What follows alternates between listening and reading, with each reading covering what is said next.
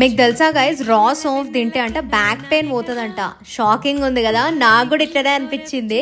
So యాక్చువల్గా అసలు సోంఫ్కి back పెయిన్కి ఏంటి సంబంధము అని చెప్పేసి అనుకున్నాను నేనైతే. లాస్ట్ టైం నేను సోంఫ్ హార్వెస్ట్ చేస్తున్నా అని చెప్పేసి ఒక వీడియో పెట్టిన కదా. సో ఆ వీడియో పెట్టిన తర్వాత కొన్ని మినిట్స్గా I got a comment from one of our subscribers guys. So దాంట్లో ఏముండే అంటే this is used for back pain. మా అన్నకి చాలా సివియర్ బ్యాక్ పెయిన్ ఉంది, మేము ఒక రెసిపీ చేసుకుంటాము, ఈ పచ్చి సోంఫే కావాలి, దానికి డ్రై సోంఫ్ వద్దంట మళ్ళీ. సో పచ్చి సోంఫే కావాలి అని చెప్పేసి they were in search of పచ్చి సోంఫ్. లక్కీగా they got it on our channel guys. So బాగా రిక్వెస్ట్ చేసారు and what are you going to make with this అని చెప్పేసి నేను అడిగిన అనమాట.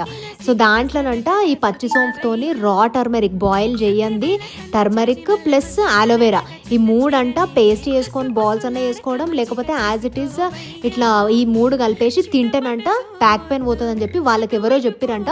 This is like a most ancient method అంట.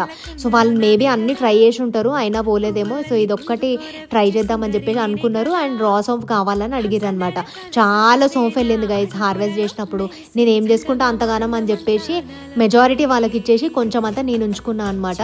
1 వీక్ తర్వాత నేను అడిగిన ఏమైనా రిజల్ట్ ఉందా అని చెప్పేసి, అంటే ఇంకా యూజ్ చేస్తున్నాను అంటే తినంగానే ఏం రిజల్ట్ రాదు కదా సివియర్ బ్యాక్ పెయిన్కి. వాళ్ళు రిజల్ట్ అప్డేట్ చేయగానే I let you know guys. అప్పటి వరకు ఛానల్ మీద 2 కన్నులు వేసి ఉంచండి. By the way, does it really cure guys? మీకు ఎవరికైనా తెలుసా?